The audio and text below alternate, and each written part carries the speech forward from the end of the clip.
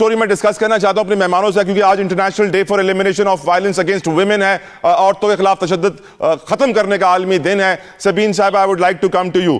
پنجاب جہاں کی chief minister ایک خاتون ہے, جہاں کی چیف جسٹس ایک خاتون ہے, وہاں کے حوالے سے رپورٹ آئی ہے سسٹینیبل سوشل ڈیولپمنٹ آرگنائزیشن کی, اوسطاً روزانہ ہر روز 85 خواتین مختلف اقسام کی تشدد کا شکار ہوتی ہیں, اور ان کے اندر بتایا گیا ہے کہ زیادتی, اغوا, گھریلو تشدد, دیگر جرائم شامل ہیں.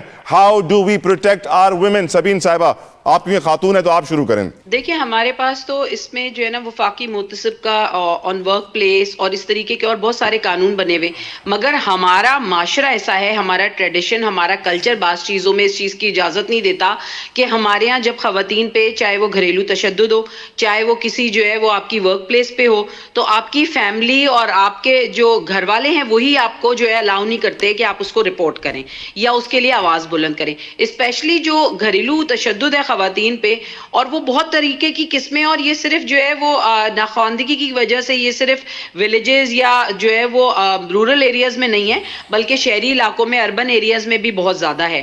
اور اس سال جو خواتین کا یہ عالمی دن تشدد کے جو منایا جا رہا ہے, اس میں بھی جو سائبر کرائمز خواتین کے خلاف ہو رہے ہیں یا سائبر کے جو ایشوز ہیں اس کے اوپر ڈیجیٹل جو کرائمز ہیں اور اس طریقے کی جو وائلیشنز ہو رہی ہیں, اس کے لیے اس کو جو ہے وہ ڈیڈیکیٹ کیا گیا ہے.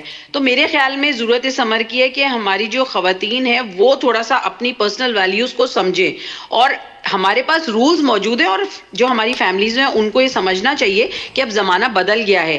اگر آپ کی جو بیٹی ہے یا بہن ہے, اس کا خاوند یا اس کا جو سسرال ہے یا گھر پہ اس پہ تشدد ہوتا ہے, تو اس کو رپورٹ کرنے میں, اس کو پراپر ٹیک اوور کرنے میں, کسی بھی قسم کا ٹیک اپ کرنے میں کوئی شرمندگی نہیں ہونی چاہیے. اور خاتون کو بھی اتنا ہی رائٹ ہے جتنا مردوں کو رائٹ ہے کہ وہ آزادی سے اور شخصی آزادی سے جو ہے اس معاشرے میں جی سکیں. تو میرے خیال میں خواتین کو تھوڑی سی اویئرنیس کی کمی ہے ہمارے پاس, اور تھوڑا سا ہم ٹریڈیشنل ویلیوز کا شکار ہو جاتے ہیں. ہمارا مذہب بھی اس چیز کی اجازت نہیں دیتا.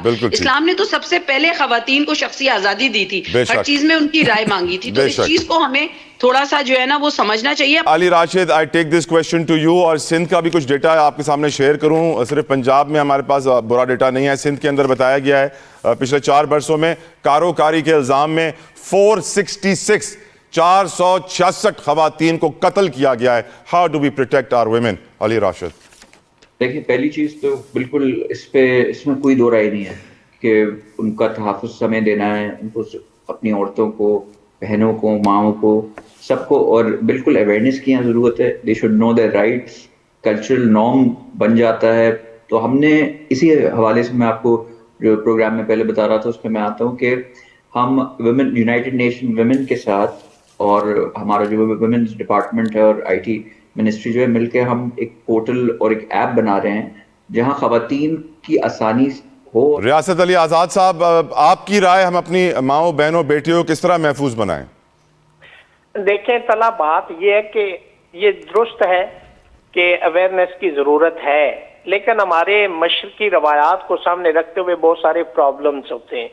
دیکھیں, کسی جگہ پہ بھی ایسا کوئی اسپیشلی جس ہماری بہن کی بیٹی کی شادی ہو جاتی ہے تو وہ اگلے گھر جاتی ہے نا, تو اگر وہاں پہ کچھ ہوتا ہے تو وہ بیچاری بہت مجبور ہوتی. ہمارے ہاں سب سے بڑا مسئلہ جو ہے وہ فائنینشیل میٹر ہے, چونکہ فائنانس جو ہے نا وہ بہت میٹر کرتی ہے. ایک بچی جس کی شادی ہو کے چلی گئی, وہاں پہ اس کو والدین اس کو یہ نصیحت کرتے ہیں, ہمارے ہاں ایک کلچر ہے کہ بیٹا آپ کی اب نا یہاں پہ لاش ہی آ سکتی, یعنی دوسرے لفظوں میں وہ یہ کہتے ہیں کہ آپ نے ایٹ اینی کاسٹ وہاں پہ رہنا, حالات جیسے بھی ہیں.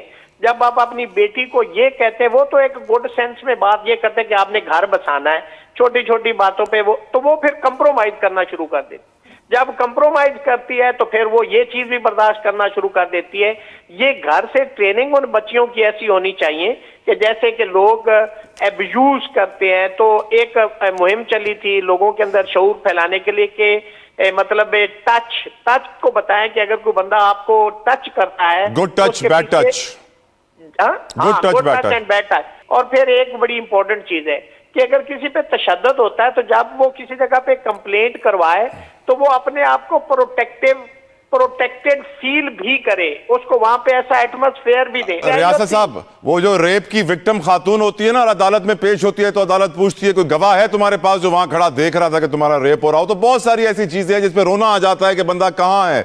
मैं गुफ्तगू करूंगा। अब जाहिद खान साहब, आपसे पूछना चाहूंगा, मरियम नवाज साहिबा जो कहती हैं खवातीन हमारी रेड लाइन है, उनके सूबे में खवातीन के हवाले से इतने जराइम, unbelievable, why is that Zahid साहब? देखिए, जिस तरीके से साइबर क्राइम का मसला इस तरह ये भी है कि हमारी प्रोसिक्यूशन और इन्वेस्टिगेशन दोनों कमजोर और बेकार किस्म के। मैं आपको एक मिसाल देता हूँ, याद होगा इस्लामाबाद में एक खातून को एक बंदे ने कत्ल किया और कत्ल किया करके उसका सर काट दिया। उसको कई साल उसका केस चलता रहा। अब सजा उसको मिली, लेकिन अभी सजा पता नहीं, उस सजा का पता ही नहीं चला कि उस बंदे को सजा दी गई कि नहीं दी गई। अभी अगर ये सूरत हाल मुल्क में कि जब ये चीजें हो तो जाहिर है कि फिर कोई भी हुकूमत हो, कोई भी बंदे हो, कि जब आपके इन्वेस्टिगेशन और दोनों सही न हो और अब सजा किसी को नहीं मिलती होंगी तो ये चीजें बढ़ती जाएंगी, ये कभी कम नहीं होंगे।